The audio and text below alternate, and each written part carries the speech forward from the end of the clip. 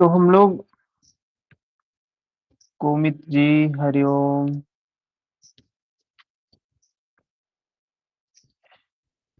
चित्त के निर्मलता पर चर्चा कर रहे थे। भगवान बता रहे हैं चित्त की अवस्थाओं के बारे में बता रहे हैं कि किस प्रकार से हमारा चित्त जब निर्मल हो जाता है, सारे विकार समाप्त हो जाते हैं और चित्त बिल्कुल शांत हो जाता है। 19 नंबर में बताया यथा दीपो, जैसे दीप जलता है और निवातस्थो, ऐसे स्थान पर जहां वायु हलचल नहीं कर रही, तो क्या होता है, दीपक हिलता नहीं। जब इस प्रकार से हमारा चित्त शांत हो जाए तो क्या होता है, जिस अवस्था में योग के अभ्यास से निरुद्ध हुआ चित्त भी उपराम हो जाता है, विलय हो जाता है। चित्त का तो धर्म ही है शांत रहना ना। चित्त का स्वाधर्म है शांत होना।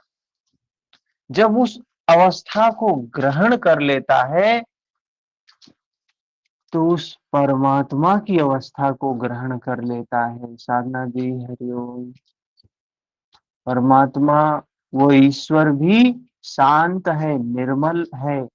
21 नंबर श्लोक में कहते हैं, इंद्रियों से अतीत केवल शुद्ध हुई सूक्ष्म बुद्धि द्वारा ग्रहण करने योग्य जो अनंत आनंद है, वो परमात्मा क्या है, आनंद का सागर है। हम लोग वो करते हैं, स्तुति करते हैं ना, तो उसमें शब्द आता है आनंद शब्द, करुणा निधान, आनंद सागर। तो वो परमात्मा जो इस से परिपूर्ण है, जब हमारा चित्त शांत होता है, हमारी बुद्धि शुद्ध होती है, तो हम उस योग्य हो जाते हैं, उस परमात्मा के योग्य हो जाते हैं।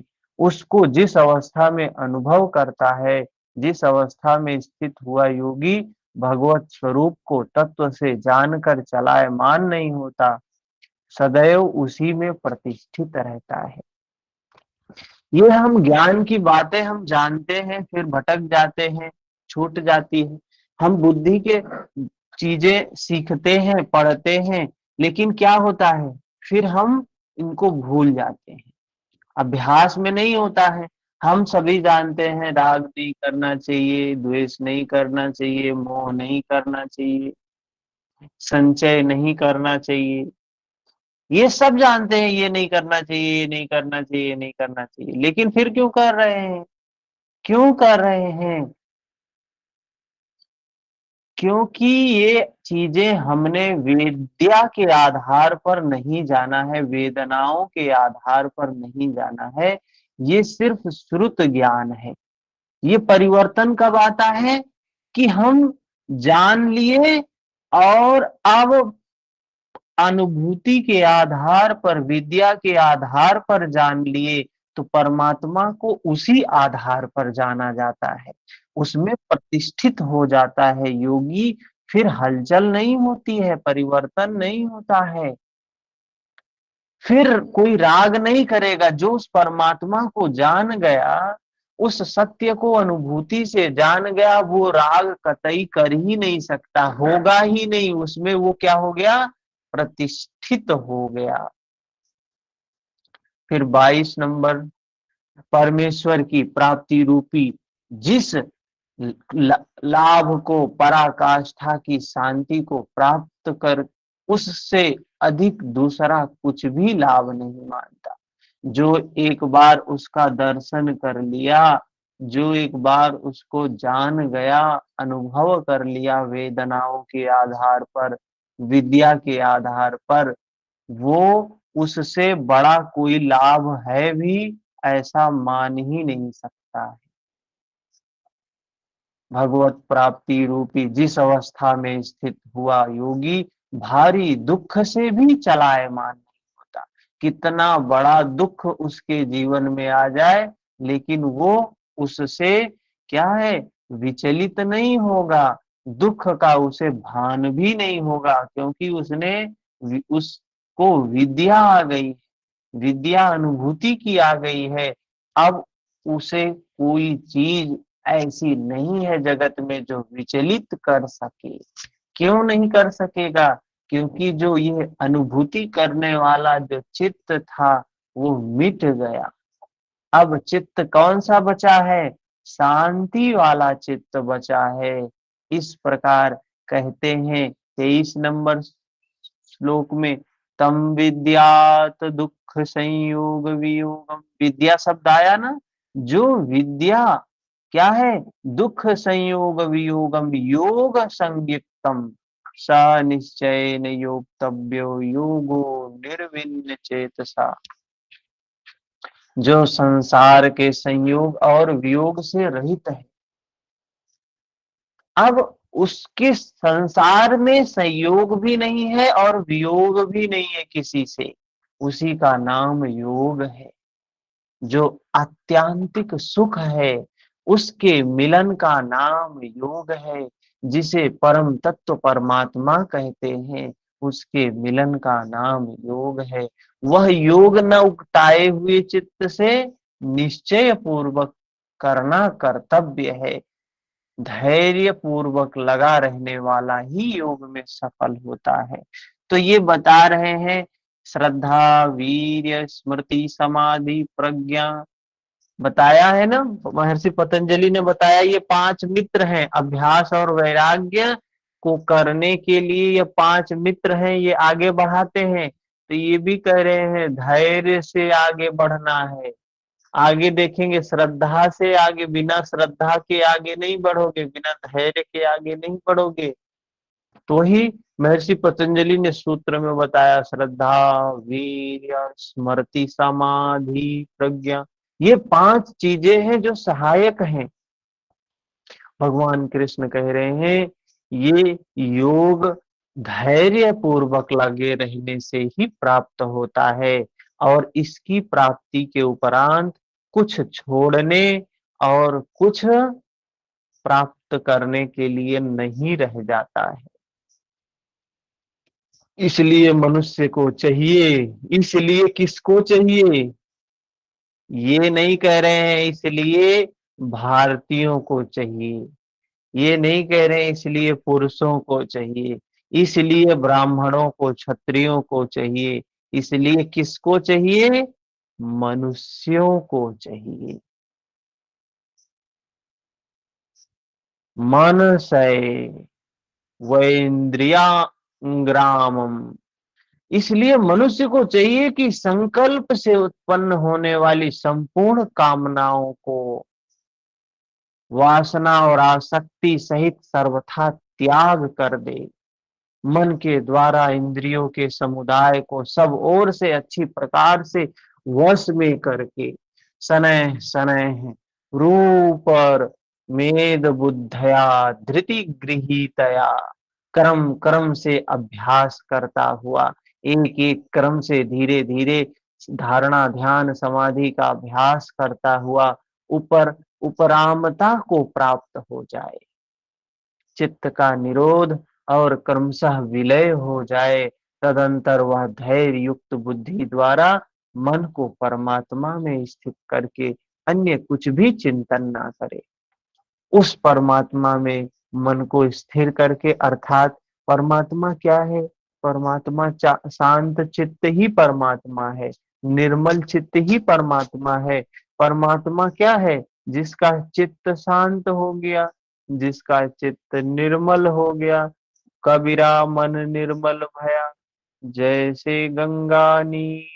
बस इतनी चीज हुई कि आप परमात्मा ही हो गए, क्योंकि परमात्मा का यही स्वभाव है और आप भी वही हो गए। तो आप में उसमें अंतर क्या है फिर? निरंतर लगकर पाने का विधान है, किंतु आरंभ में मन लगता नहीं है। इसी पर योगेश्वर कहते हैं। शुरू में आप हम सभी सुनते हैं तो चलो अब ध्यान किया जाए, ध्यान करें, ध्यान करें, ध्यान से ही प्राप्ति होगी, भगवान कृष्ण भी कह रहे हैं और महर्षि पतंजलि भी कह रहे हैं। भगवान महावीर भी कह रहे हैं, भगवान बुद्ध भी कह रहे हैं। जब इतने सारे लोग कह रहे हैं तो हमें मान के चलो ध्यान करना ही चाहिए। लेकिन ध्यान करोगे किससे करोगे? इस शरीर से करोगे, इस मन से करोगे, इस इंद्रिय से करोगे। और भगवान ने कहा, भगवान कृष्ण ने कहा कि योगी वही है जो शरीर मन इंद्रिय को नियंत्रण में कर ले। तो हम लोग योगी हैं क्या? हम लोग योगी नहीं हैं।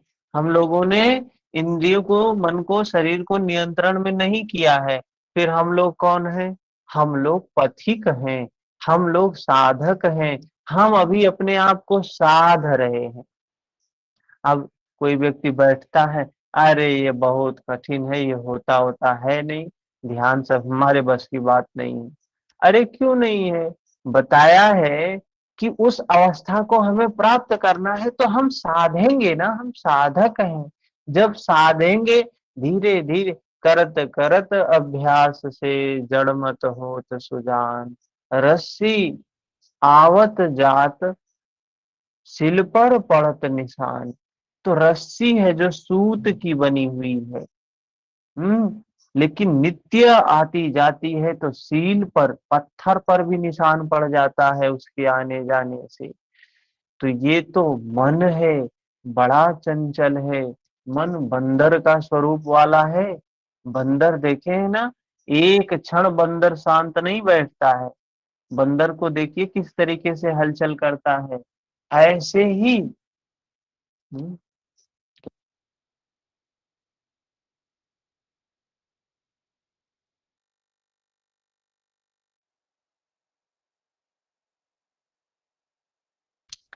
तो क्या है, बंदर देखिए कितना चंचल होता है। और हमारा मन बंदरों का भी बंदर है ये, बंदरों का भी बंदर है ये। बैठोगे बैठने नहीं देगा। कहीं बताया जाएगा, महर्षि पतंजलि ने कहा, भगवान बुद्ध ने कहा, भगवान कृष्ण ने कहा कि श्वास और प्रश्वास पर, श्वास का प्रश्वास में, प्रश्वास का श्वास में हवन करने को, मतलब अवेयरनेस करने को। महर्षि पतंजलि कह रहे हैं श्वास प्रश्वास के प्रति सजग हो, स्थिर पूर्वक बैठकर श्वास प्रश्वास के प्रति सजग हो। करके देखो एक दिन, एक दिन करके देखो क्या हालत होता है। हैं? मन करने ही नहीं देगा। मन बस 2 मिनट देखोगे श्वास को। अरे श्वास तो कोई देख सकता है ना, श्वास आ रही है जा रही, क्या करना है? आराम से बैठ गए, स्थिरता पूर्वक सुख पूर्वक देख रहे हैं। आ रही है, जा रही है, आ रही है, जा रही है, आ रही है, जा रही है। देखते देखते 2-4 श्वास देखेंगे, भाग जाएगा मन। 1-2 मिनट, 5 मिनट बाद फिर होश आएगा, अरे हम तो ये काम करने के लिए बैठे थे। फिर 2-4 श्वास देखोगे, देखते देखते फिर भाग जाएगा। बीच से ऐसे भाग के जाता है, हमको पता ही नहीं चलता कब भाग गया। तो ये अवस्था मन की है। हम लोग साधने, इसी मन को साधने की साधना करते हैं। हम लोग पथिक हैं, हम योगी नहीं हैं। योगी तो वो है जिसने मन को निर्मल कर लिया, मन को शांत कर लिया, शरीर को निर्मल कर लिया। शरीर, अरे जब मन निर्मल हो गया तो शरीर तो अपने आप ही निर्मल हो जाएगा। ये शरीर शांत हो गया, नियंत्रण में हो गया, मन नियंत्रण में हो गया, इंद्रियां नियंत्रण में हो गया योगी। कहने में कितना आसान है कि अपने मन को वश में कर लो, योगी हो जाओगे। अरे महावीर, महावीर हैं, नाम के आगे लगा महावीर। एक तो वीर, वीर तमाम वीर होते हैं, वीर की उपाधि दी जाती है। और एक ये वीर क्या है? महावीर, जिसने मन को वश में किया वही महावीर है। जो मन को वश में नहीं कर पाया वो कौन सा वीर? महावीर। भगवान बुद्ध के कहीं युद्ध करने गए थे, महावीर महावीर हो गए। कितने लोगों को मारा था जो महावीर हो गए? वो तो इंद्रियों को नियंत्रण में किया था, मन को नियंत्रण में किया था, इसलिए महावीर हुए। कोई युद्ध नहीं लड़ा था। तो 26 नंबर में बताया, यह स्थिर ना रहने वाला चंचल मन जिस जिस कारण से सांसारिक पदार्थों में विचरता है, जिस जिस कारण से ये भागता है, उस से रोक कर बारंबार अंतरात्मा में ही निरुद्ध करे। कुछ लोग ध्यान के नाम पे कहते हैं, मन तो चाहे जहां जाए वहीं जाने दो, बस इसको देखते रहो। जैसे पशु को चराने वाले चरवाहे क्या करते हैं, पशु को लेकर गए हैं और बस देख रहे हैं पशु कहाँ जा रहा है, बस जा कहाँ रहा, बस इतना ही देख रहे हैं, कुछ करते नहीं है। तो ऐसे कुछ लोग कहते हैं, बस मन को स्वतंत्र छोड़ दो, जहां जाए बस उसको देखते रहो, देखते रहो। वासना में जाए तो वासना देखते रहो, क्रोध में जाए तो क्रोध देखते रहो, ईर्ष्या में जाए तो ईर्ष्या में देखते रहो, दुर्भावना में जाए तो दुर्भावना में, प्रेम में जाए तो प्रेम में, देखते रहो, देखते रहो। क्या होगा उससे? क्या हमारा चित्त अंतरात्मा में लगा? मन तो स्वतंत्र हो गया है, मन तो भाग रहा है, उसका स्वभाव ही है स्वतंत्र रहना। हमको मन पर नियंत्रण लगाना है ना। अब तक मन स्वतंत्र घूमता था, अब हम मन को स्वतंत्र नहीं घूमने देंगे। अब हम मन से अपने अनुसार काम करवाएंगे। हम मन को बोलते हैं, तू श्वास को देख, कहीं नहीं जाना है तुझे, तुझे काम क्या करना है, इस श्वास को देखना है। प्राणायाम बताया मैं। तस्मिन, तस्मिन का मतलब क्या है? आसन में स्थिर होने के बाद तस्मिन, सती का मतलब है सजग होना। सती मतलब अवेयर होना, अवेयरनेस की अवस्था। किसके प्रति? श्वास प्रश्वास गति विच्छेद, श्वास प्रश्वास और जो रुकावट होती है श्वास प्रश्वास के दौरान, तीनों को, तीनों पॉइंट के प्रति सती। तो कहा, इसको देखते देखते देखोगे कि मन का स्वभाव हमें पता चल जाएगा, उससे रोक लेंगे। और अंतरात्मा में ही, श्वास अंतरात्मा का ही, ये श्वास कनेक्शन जोड़ने का साधन है। बाहर और भीतर को जोड़ने का साधन क्या है? ये श्वास है। ठीक है, इसलिए हमको इस साधन से आगे बढ़ना चाहिए। इस प्रकार मन का निरोध संभव है। इस निरोध का परिणाम क्या होगा? इस निरोध से मिलेगा क्या? तो बताते हैं भगवान कृष्ण 27 नंबर श्लोक में, प्रशांत मनसः मनसं ह्येनं योगिनं सुखमोत्तमम्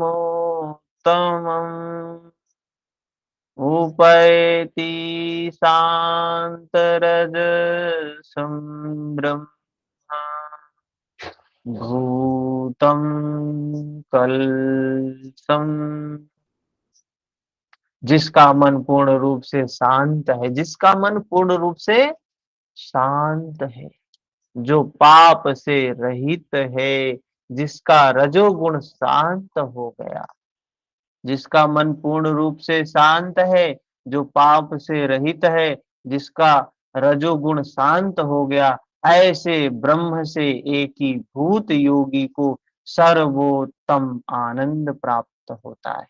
ऐसे ब्रह्म से एक ही भूत योगी को सर्वोत्तम आनंद प्राप्त होता है। क्या कह रहे हैं? ऐसे ब्रह्म से एक ही भूत योगी को। ये ब्रह्म से एकीभूत कैसे हो गया? कैसे? जब मन शांत हुआ, मन निर्मल हुआ, तो ब्रह्म से एकीभूत हो गया। जैसे हम लोग ये रेडियो चलाते थे ना, तो रेडियो में क्या फ्रीक्वेंसी मिलाते थे, फ्रीक्वेंसी यहाँ मिली, वहां उस दूरदर्शन से जो लाइव टेलीकास्ट हो रहा था वही बजने लगा। तो यही ब्रह्म की चित्त की निर्मलता की अवस्था है, शांतता की अवस्था है। जैसे ही हमारा चित्त निर्मल हुआ, शांत हुआ, वैसे ही तुरंत कनेक्शन जुड़ जाता है उस ब्रह्म के साथ में, और उस ब्रह्म के द्वारा जो लाइव टेलीकास्ट किया जाता है वो हमारे हृदय में, मन में स्पष्ट दिखाई देने लगता है, जिसमें उत्तम कुछ भी नहीं है, उससे उत्तम कुछ भी नहीं है। पुनः इसी बात पर बल देते हैं अगले सूत्र में, युञ्जनेवं सदात्मानं योगी विगतकल्मषः सुखेन ब्रह्म संस्पर्शम् अत्यंतं सुखमश्नुते। पाप रहित योगी इस प्रकार आत्मा को निरंतर उस परमात्मा में लगाता हुआ, मन शांत हुआ, मन निर्मल हुआ, मतलब पाप रहित अवस्था आ गई। अब योगी शब्द लगाया है, पाप रहित योगी। अब योगी आया जो पाप रहित हो गया। इस प्रकार आत्मा को निरंतर उस परमात्मा में लगाता हुआ सुख पूर्वक पर ब्रह्म परमात्मा की प्राप्ति के अनंत आनंद की अनुभूति करता है। उस परमात्मा से जो लाइव टेलीकास्ट हो रहा है, जब कनेक्शन जुड़ गया तो उसका आनंद तो मिलेगा ही मिलेगा। जैसे हम दूरदर्शन को फ्रीक्वेंसी से जुड़े, दूरदर्शन से जो टेलीकास्ट हो रहा है वो हमारे रेडियो पर, हमारे टेलीविजन पर दिखने लगता है। वही चीज इस परमात्मा के साथ कनेक्शन होने पर होता है। वह ब्रह्म स्पर्श, अर्थात ब्रह्म के स्पर्श और प्रवेश के साथ अनंत आनंद का अनुभव करता है। अतः साधना अनिवार्य है, भजन अनिवार्य है, आराधना अनिवार्य है। इसी पर आगे कहते हैं, मतलब अनिवार्य शब्द कह रहे हैं, अनिवार्य है, बिना इसके संभव नहीं है कुछ। 29 नंबर, सर्वभूतस्थ आत्मानं सर्वभूतस्थमात्मानं सर्वभूतानि चात्मनि ईक्षते योगयुक्तात्मा सर्वत्र समदर्शनः। योग के परिणाम से युक्त आत्मा वाला, सब में समभाव से देखने वाला योगी आत्मा को संपूर्ण प्राणियों में व्याप्त देखता है।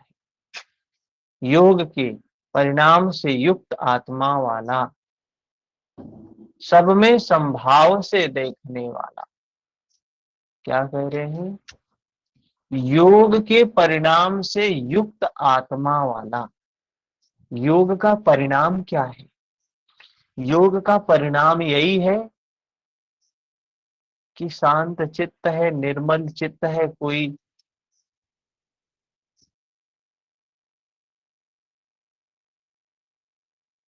सबसे निर्मल चित्त है और सब में समभाव देखने वाला, यही योग का परिणाम है। योग का परिणाम है कि हम योगी हो गए, आत्मा को संपूर्ण प्राणियों में व्याप्त देखता है। उसी ब्रह्म को वो संपूर्ण प्राणियों में व्याप्त देखता है और संपूर्ण भूतों को आत्मा में ही प्रवाहित देखता है। इस प्रकार देखने से लाभ क्या है?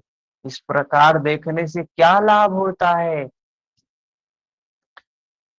कह रहे हैं, उस परमात्मा को, उस ब्रह्म को सर्वत्र देखने से क्या होता है? यो मां पश्यति सर्वत्र सर्वं च मयि पश्यति। जो पुरुष संपूर्ण भूतों में मुझ परमात्मा को देखता है, व्याप्त देखता है, तस्याहं न प्रणश्यामि स च मे न प्रणश्यति।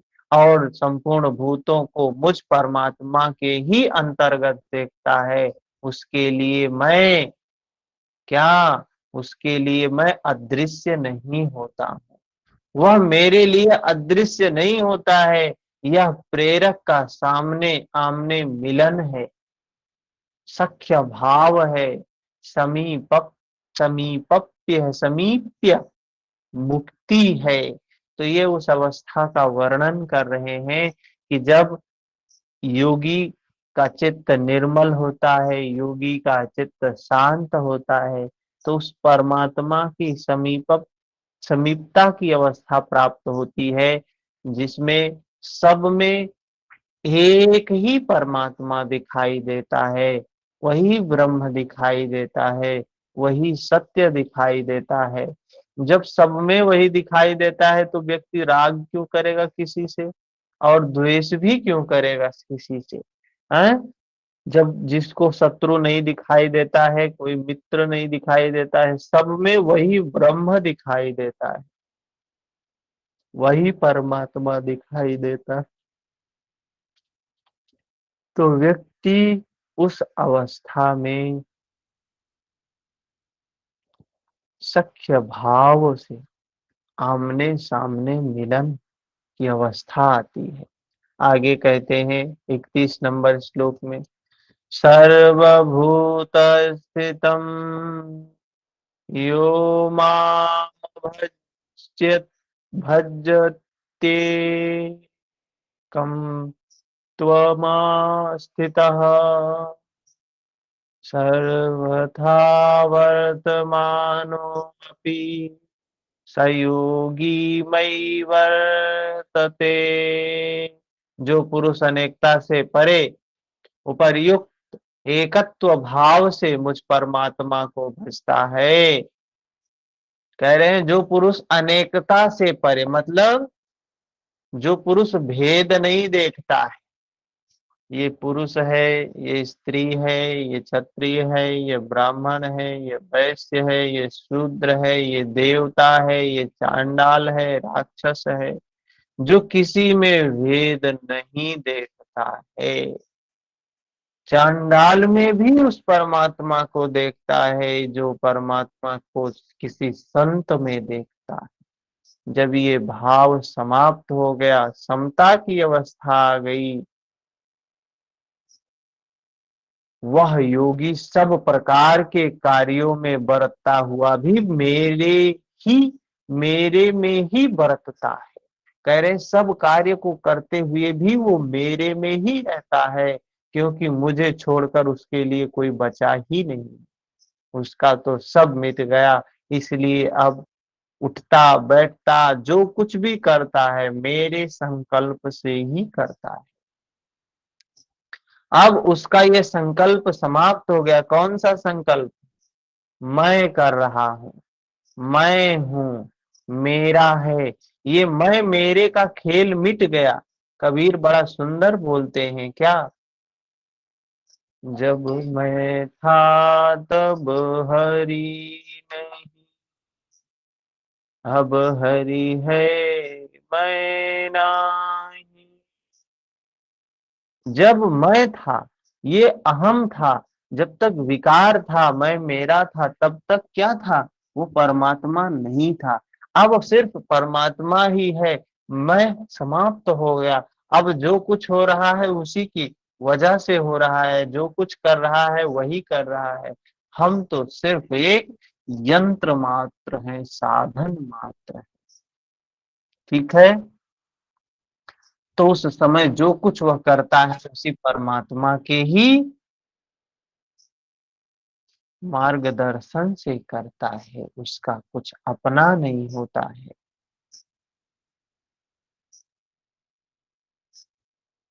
32 नंबर श्लोक, आत्मोप्यमेन सर्वत्र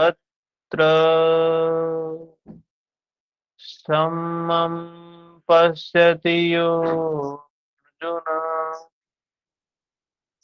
सुखं वा यदि वा दुःखं स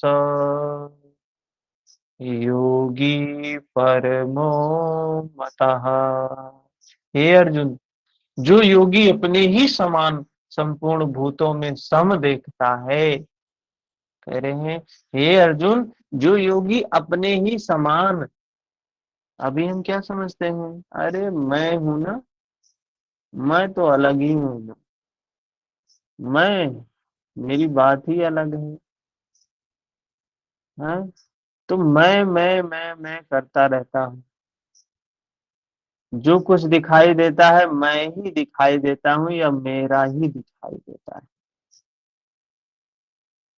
भगवान कह रहे हैं अर्जुन, जो योगी अपने ही समान संपूर्ण भूतों में देखता है, सब में सबको सब में देखता है, वह अपने ही समान, जैसे हम अपने को इम्पोर्टेंस दे रहे हैं, सम भूतो सम, सब में वही चीज देख रहा है, वही महत्व सब में, वही परमात्मा सब में देख रहा है, अपने जैसा देखता है, सुख और दुख भी सब में समान देखता है, वह योगी है।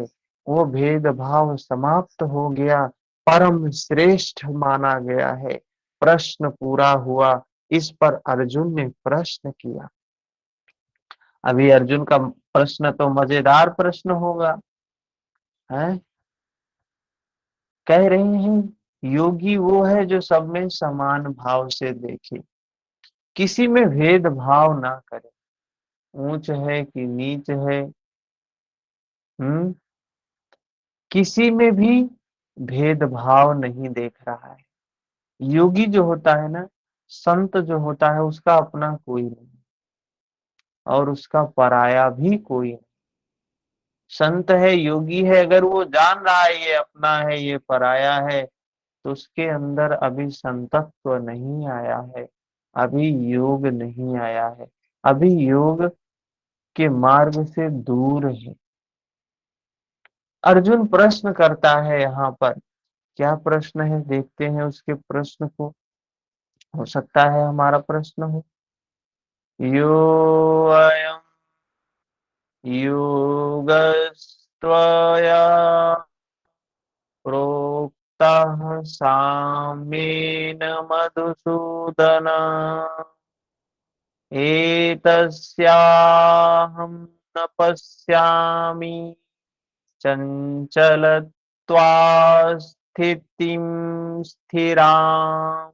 हे मधुसूदन, भगवान कृष्ण को कह रहे हैं मधुसूदन, मधु का विनाश करने वाले मधुसूदन, यह योग जो आप पहले बताए, आपने पहले भी बताया है, जिससे समत्व भाव दृष्टि मिलती है, समता की अवस्था प्राप्त होती है, मन के चंचल होने से बहुत समय तक इसमें ठहरने वाली स्थिति में मैं अपने को नहीं देखता। तो वो तो बात होता ही है, कबीर बोल ही रहे हैं, जब मैं था तब हरि ने, अब जब स्थिरता आ गई, चित्त की निर्मलता आ गई, चित्त शांत हो गया, तो अब मैं कहाँ रह गया। अर्जुन कह रहा है कि यह योग जो आप पहले भी बताए हैं, समता भाव समता दृष्टि, मन के चंचल होने से बहुत समय तक इसमें ठहरने वाली स्थिति में मैं अपने को नहीं देखता। कह रहे मन के चंचल होने से बहुत समय तक इसमें ठहरने वाली स्थिति में मैं अपने को नहीं देखता। समझने वाली बात है। कह रहे जब मन चंचल होता है, मन के चंचल होने से बहुत समय तक, जब हमारा मन चंचल होता है, मन चंचल है मतलब क्या है, परधर्म स्वाधर्म, मन की चंचल, मन का स्वभाव, चित्त का स्वभाव शांत होना है, निर्मल होना है, ये चंचल है, पर धर्म में, इसमें ठहरने वाली स्थिति में मैं अपने को नहीं देखता। कह रहे हैं ये जो मन चंचल है, जब मन शांत हो जाता है तो मैं अपने को नहीं देख पाता हूं इसमें। तो वो तो कबीर भी बोल रहे हैं कि वो अवस्था आती है तो मैं नहीं रह जाता हूं, वो ही हो जाता है। आगे कहते हैं चंचलम ही मनः कृष्ण प्रमाथि बलवद दृढ़म् तस्याहं निग्रहं मन्ये वायुरिव सुदुष्करम्। हे श्री कृष्ण, यह मन बड़ा चंचल है। हमारा भी प्रश्न यही है, मन बड़ा चंचल है, प्रथमन स्वभाव वाला है। क्या है? प्रथमन अर्थात दूसरे को मथ डालने वाला। जैसे मथनी से मथते हैं ना, ये मन भी वैसा ही है। क्या है? ये प्रथमन स्वभाव वाला है। मथनी जैसे चलती है ना, कितनी तीव्र गति से चलती है, मन भी हमारा वैसे ही है, हठी तथा बलवान है, और हठी भी है साथ में। कितना हठी है? कहते मन के जीते जीत है, मन के हारे हार। मन सिर्फ मान ले कि हम जीत गए तो जीत जाएंगे, वो मान ले कि हम हार गए तो हार जाएंगे। मन से ही क्या होता है? देखिए, आप लोगों के आसपास में होंगे, हम लोग हॉस्पिटल में हैं तो वहां भी दिखाई देते हैं ऐसे ऐसे मरीज कि शरीर से कुछ नहीं हुआ है उनको। ऐसे बहुत से लोग आते हैं कि उनका टेस्ट करवाया जाता है, तो टेस्ट में सारा टेस्ट नॉर्मल, ब्लड सारा नॉर्मल है, ब्लड सैंपल सारा नॉर्मल है, बॉडी में जहां जहां समस्या है वहां टेस्ट कराया गया, सब नॉर्मल। ये बीमारी क्यों है? फिर उसको तकलीफ क्यों है? कष्ट क्यों हो रहा है? उसको दर्द क्यों हो रहा है? ये बॉडी टेम्परेचर गड़बड़ क्यों हो रहा है? मन का खेल। मन में हमारे जो इलाज बीमारी है, जो मन में जो शंका बैठ गई है, मन से ही तो सारा खेल चलता है। और कोई डॉक्टर शरीर पे इलाज करेगा, तत्व पे दवा देगा ना, दवा तत्व का देगा, और मन का तत्व से सही नहीं होता है। बड़ा बलवान है, इसलिए इसे वश में करना मैं वायु की भांति अति दुष्कर मानता हूं। अर्जुन कह रहा है इसको, मन को वश में करना, अरे ये तीव्र हवा को वश में करना है। जैसे कोई आंधी को वश में करना चाहे तो कर सकता है क्या? कोई तूफानी हवा, इसको रोकना संभव है? वैसे ही इस मन को भी रोकना तूफानी हवा को रोकने के जैसा ही है। मतलब कह रहा संभव है। जैसे तूफान को कोई नियंत्रण नहीं कर सकता है, तूफान को नियंत्रण में करने का क्या रास्ता है, वैसे मन को नियंत्रण करना बहुत कठिन है। इस पर भगवान कृष्ण आगे उसको जवाब देते हैं, कैसे मन नियंत्रण में होगा। श्री भगवान वाच 35 नंबर श्लोक में कहते हैं, हा संशय महाबाहो मनो दुर्निग्रह चलम मनो दुर्निग्रहं चलम अभ्यासेन तु कौन्तेय वैराग्येन च गृह्यते। बात आया ना? मन को नियंत्रण में करने का उपाय क्या बताया है? अभ्यासेन वैराग्येन। बताया कि नहीं बताया? महर्षि पतंजलि ने भी बताया है।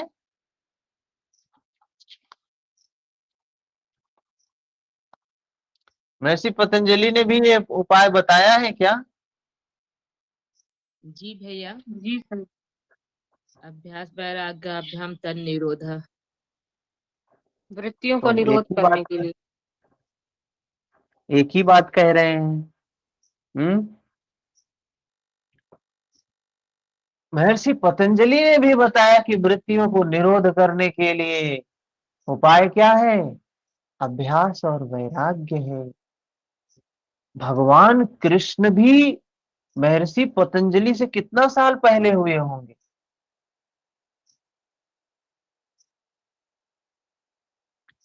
उन्होंने भी यही बात बताई कि इस मन को नियंत्रण करने के लिए अभ्यास और वैराग्य साधन है। निसंदेह मन बड़ा चंचल है अर्जुन, बड़ी कठिनाई से वश में होने वाला है, परंतु कौन्तेय, हे कुंती पुत्र, यह अभ्यास और वैराग्य के द्वारा वश में होता है। हम तुझे उपाय बता रहे हैं। जहां चित्त को लगाना है वहां स्थिर करने के लिए बार बार प्रयत्न का नाम अभ्यास है। हमने बताया आपको करना क्या है? श्वास को प्रश्वास को देखना है। प्राणायाम करने के लिए बैठो, तस्मिन् सति श्वास प्रश्वासयोर गति विच्छेदा प्राणायाम। ये 3 पॉइंट को पकड़ लो। श्वास आ रही है, जा रही है, रुक रही है, देखो इसको। मन का स्वभाव है भागेगा भागेगा भागेगा। तुम्हें क्या करना है? अभ्यास करना है। क्या? किसका अभ्यास करना है? ये भाग रहा है, इससे वैराग्य करवाना है। उसको लगाना कहाँ है? श्वास पर लगाना है। श्वास पर लगाना है मन को, और जहां भाग रहा है वहां से हटाना है। तो जहां भाग रहा है विषयों की ओर भाग रहा है ना, क्योंकि वो जन्म जन्मांतर से विषयों की ओर भागता हुआ आया है, तो आज भी अपने स्वभाव के अनुसार जा रहा है। जब कोई व्यक्ति कोई जंगली पशु लेके आता है, कोई व्यक्ति सांड भैंसे को बस में करता है, जब कोई व्यक्ति बंदर को, हाथी को, शेर को, किसी जीव जंतु को बस में करता है, तो बड़ा मेहनत करता है। क्यों? क्योंकि उसके स्वभाव को हम बदल रहे हैं। बंदर, शेर, भालू, चीता, इन सबको लोग बस में करते हैं, और इन सबको बस में करके फिर क्या करते हैं? अपने अनुसार काम करवाते हैं। शेर को बोलते बैठ जा तो बैठ जाता है, बोलते खड़े हो जा तो खड़ा हो जाता है। हाथी को बोलते हैं बैठ जा तो बैठ जाता है, बोलते खड़े हो जाओ तो खड़े हो जाता है। मतलब इतना बड़ा जानवर, छोटा सा इंसान निर्देश दे रहा है, वो उसका पालन कर रहा है। क्यों पालन कर रहा है? क्योंकि हमने उसको नियंत्रण में कर लिया है, उसको हमने ट्रेनिंग दे दी है, उसका हमने अभ्यास करवा दिया है। अभी वो स्वच्छंद हुआ करता था। अभी कहीं देखिए जंगलों में हाथी, ये सब जानवर होते हैं, एक जानवर मनुष्य के इलाके में चला आता है, हड़कंप मच जाता है। कितने जीव जानवर मनुष्य के लिए घातक बन जाता है, कितने लोगों को मार डालता है। लेकिन वही जब हमारे नियंत्रण में आ जाता है, तो हम लोगों का वो मित्र बन जाता है, सहायक बन जाता है, हमारे कार्यों को करने लगता है। वही हाथी है, जंगली है तो नुकसान पहुंचाता है हमें। वही हाथी अगर हमारा मित्र हो गया तो कितना काम करने लगा। यही सांड भैंसा है, देखिए, सांड है, भैंसे हैं, पहले के समय में इन्हीं से हमारी खेती होती थी, हमारे साधन थे ये। आज यही क्या है हमारा? क्या है? मनुष्यों का, कितने लोगों का एक्सीडेंट हो जाता है, कितने लोगों की फसल नुकसान हो रही है। ये सब क्या हो रहा है? क्योंकि हमारे नियंत्रण में ये नहीं है, और हमारा मन उससे भी बड़ा है। इन सब से बड़ा हमारा मन है। मन नियंत्रण में नहीं है, हम मन के नियंत्रण में है, तो वही हाल है जो पशुओं का है। पशु हमारे नियंत्रण में आ जाते हैं तो वो हमारे लिए काम करते हैं, हमारे नियंत्रण में नहीं है, हमारे लिए घातक होते हैं। तो कह रहे हैं महर्षि पतंजलि भी उपाय बता रहे हैं, भगवान कृष्ण भी उपाय बता रहे हैं, और ये उपाय किसको बता रहे हैं? संपूर्ण मानव जाति को बता रहे हैं। दुख से मुक्त होना है तो सिर्फ यही उपाय है, इसके सिवा आप किसी से दुख से मुक्त नहीं हो सकते। हम सोचे बीमारी हुई है तो अच्छे से डॉक्टर को दिखा लेंगे, सही हो जाएंगे। कुछ नहीं हो सकता है। क्यों नहीं हो सकता है? क्योंकि बीमारी का मूल कारण क्या है? मन में है, संस्कार में है, और वो भोगना है। महर्षि पतंजलि तो सूत्र सूत्र की बात करते हैं ना, सार सार की बात करते हैं महर्षि पतंजलि, इतनी लंबी चौड़ी बात नहीं करते हैं। देखिए, भगवान कृष्ण छठे अध्याय में 35 नंबर श्लोक में जाके वो सार की बात बता रहे हैं। और यही बात भगवान महर्षि पतंजलि ने कितने नंबर पे बता दिया? पहले ही अध्याय में 12 नंबर सूत्र। सोचिए, ये समझिए कि इससे पूर्व के 6 अध्यायों को इन्होंने 12 नंबर सूत्र तक समेट दिया।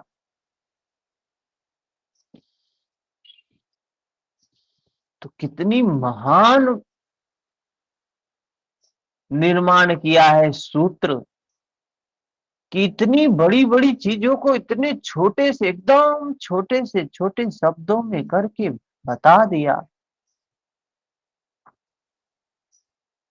चित्त को करना क्या है? अभ्यास और वैराग्य करना है। वैराग्य किससे करना है? जहां भागता है उसके उस स्वभाव से वैराग्य करना है, और जहां हमको लगाना है उससे उसका अभ्यास करवाना है। देखी सुनी विषयों में, वस्तुओं में भागता है, वहां से हटाना है। मन को वश में करना कठिन है, किंतु अभ्यास वैराग्य से संभव है। अभ्यास वैराग्य से उसको वश में किया जा सकता है। फिर कहते हैं 36 नंबर श्लोक में, आसंयतात्मान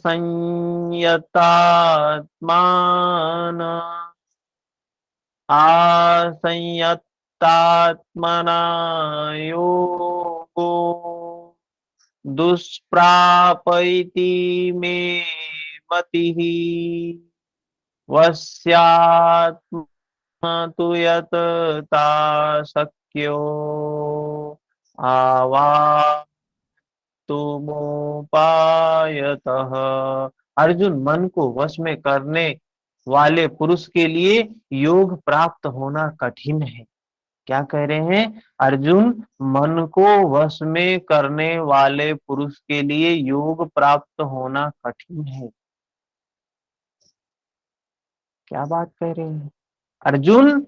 मन को वश में करने वाले पुरुष के लिए, जिसने मन को वश में कर लिया, योग प्राप्त होना कठिन है, किंतु स्वावश मन वाले प्रयत्नशील पुरुष के लिए योग सहज है। स्वावश मन वाले प्रयत्नशील पुरुष के लिए योग सहज है, ऐसा मेरा अपना मत है।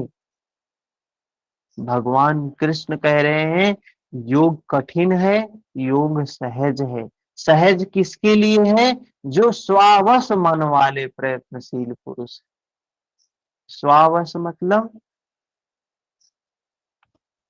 जो स्वभावतः मन, जो जिस कहने का तात्पर्य है, इनका जैसे व्यक्ति होते हैं तो किसी में रजोगुण, किसी में तमोगुण, किसी में सत्वगुण। कह रहे हैं जो सत्व गुण वाला व्यक्ति है, जो क्षत्रिय श्रेणी का या ब्राह्मण श्रेणी का जो साधक है, उसका स्वभाव ही है, स्वावश है, स्वभाव ही है, वो योग की ओर जाएगा ही जाएगा, सहज है। तो कह रहे उसके लिए योग सहज है। मन को वश में करने वाले पुरुष के लिए योग प्राप्त होना कठिन है।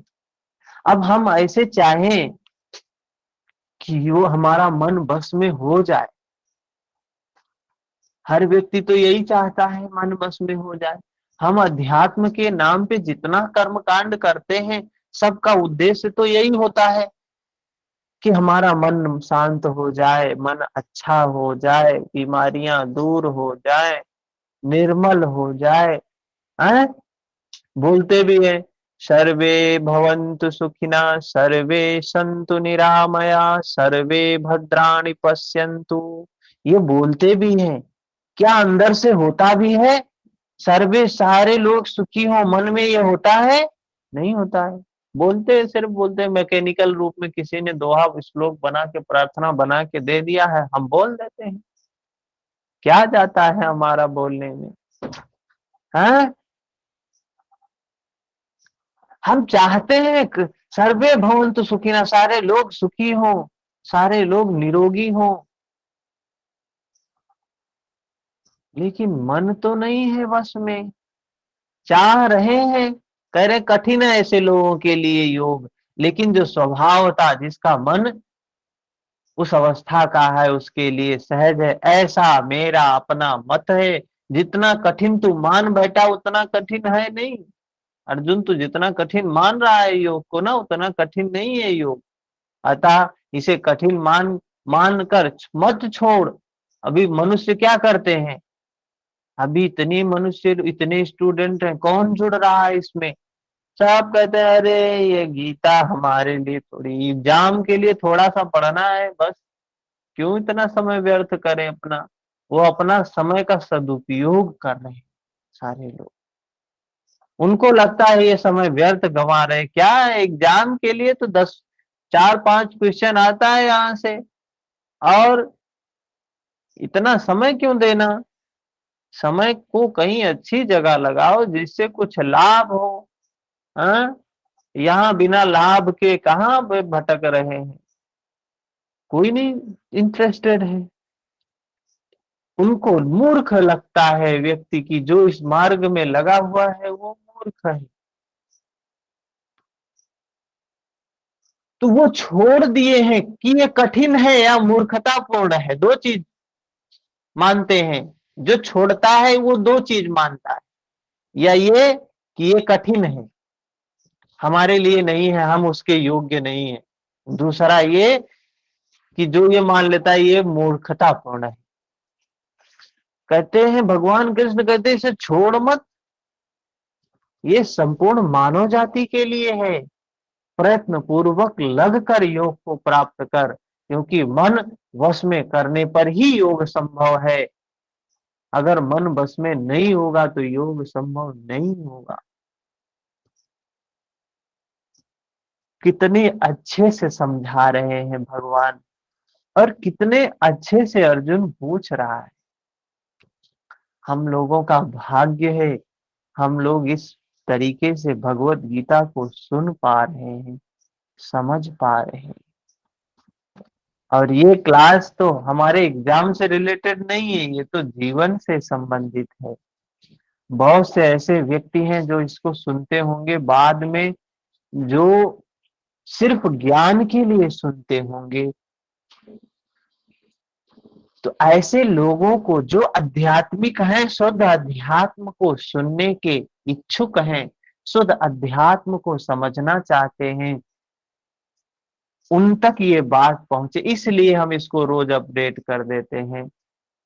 पूरा ये लेक्चर एक सीक्वेंस में अपडेट हुआ है, तो इसको आप किसी को भेज सकते हैं, उनको वो सुन सकते हैं। जो 2-4 सुन लेगा फिर धीरे धीरे सुनने लगेगा, आदत बन जाए।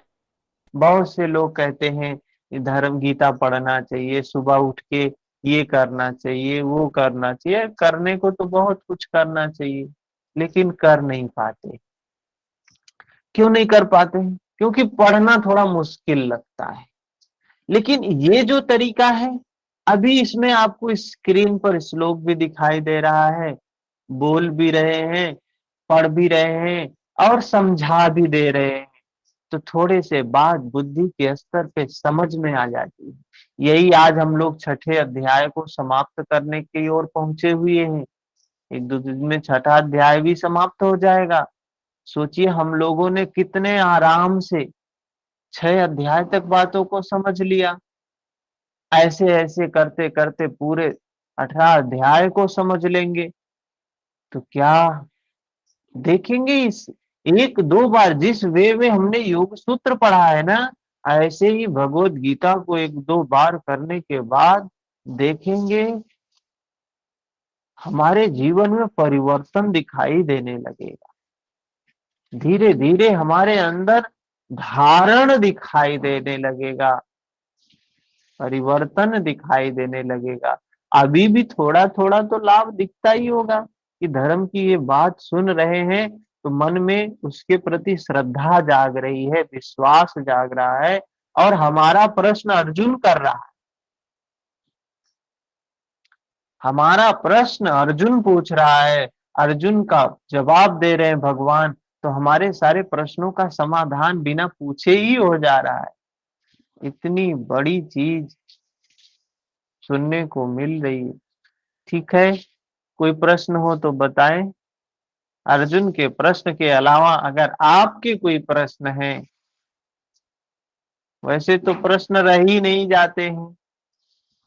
अर्जुन प्रश्न पूछे और छूट जाए कुछ, तो अभी तो आधा भी हमने नहीं किया है बहुत, लेकिन अभी तक जो हमने किया है इसमें कोई बात नहीं समझ में आई तो बताएं।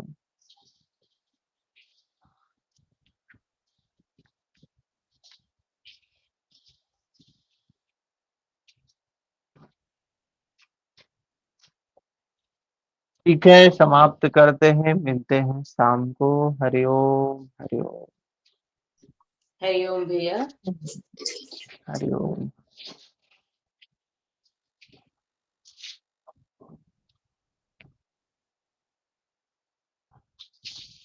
हरिओम सर। हरिओम हरिओम।